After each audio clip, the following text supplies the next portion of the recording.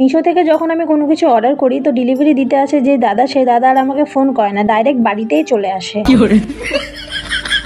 আসলে কি বলতো, এত জিনিস পরপর অর্ডার করা হয় না, সেই জন্য দাদারাও চিনে গেছে, তো ওই জন্য আর কষ্ট করে ফোন করে না, বাড়িতে এসে দরজা ঠকঠক করলে আমি বাড়ি থেকে বেরিয়ে এসি। তো চলো আজকে আমি মিশো থেকে কি অর্ডার করেছি সেটাই তোমাদের সাথে শেয়ার করবো, আর এটা রিভিউ কেমন সেটাও আমি তোমাদেরকে আজকে জানাবো। পার্সেলটা পাওয়ার পরে তো দেখতেই পাচ্ছ আমার মুখে কি লেভেলের হাসি। এখন হাসিটা আদৌ আমার মুখে থাকবে কিনা সেটা জানি না, কারণ এখন আমি আনবক্সিং করিনি। তো চলো এখন আমি আনবক্সিং করে নিচ্ছি। একটা কেচি নিয়ে চলে এসেছি, কেচির সাহায্যে কেটে নিতে হবে। আর এই বক্সটা দেখে হয়তো তোমরা বুঝতেই পারছো যে কি অর্ডার করতে পারি। এখনো আমার মুখে হাসিটা আছে, কিন্তু জানি না সেটা কতক্ষণ থাকবে। তো চলো তোমরাও দেখতে থাকো। পার্সেলটা ওপেন করার আগে আমি একটু ভগবানকে ডেকে নিচ্ছিলাম যাতে আমার জিনিসটা খুব ভালো আসে, সেই জন্য। আমার ছোটবেলার একটা গল্প বলি। ছোটবেলায় মা আমাকে ভার কিনে দিত, আর আমার জানো তো ছোট থেকে অভ্যাস টাকা জমানোর। আমি টাকা জমাতাম, কিন্তু সেগুলো আবার বের করে খেয়ে নিতাম। কিন্তু এখন তো বড় হয়েছি, এখন টাকা জমালে আর বের করে খাই না। অবভিয়াসলি তখন অনেক ছোট ছিলাম, সেই জন্যই করতাম। তখন তো আর এত বুদ্ধি ছিল না। তখনই যদি এত বুদ্ধি হয়ে যেত তাহলে বড় হয়ে পরিস্থিতি আঘাত করতো কি করে। সময় জিনিসটা না মানুষের জীবনে সবকিছু পাল্টে দেয়। ছোটবেলায় এক সময় ছিল যখন আমি টাকা বের করে খেয়ে নিতাম, আর এখন একটা সময় আছে যেখানে আমার কাছে টাকা থাকলে আমি সেটা সেভিংস করার চেষ্টা করি। তো চলো সেসব কথা বাদ দাও, এখন আমার এই প্যাকেটটা আনবক্সিং করা হয়ে গেছে। আর এখানে একটা কুপন কোড ছিল, জানি না সেটা কি জন্য দিয়েছিল আমাকে। তো এই যে এই পিগি ব্যাংকটা আমি মিশো থেকে অর্ডার করেছি, এখানে আমি 1,20,000 টাকা জমাতে পারবো। আর আমি যেরকমটা মিশোতে দেখেছিলাম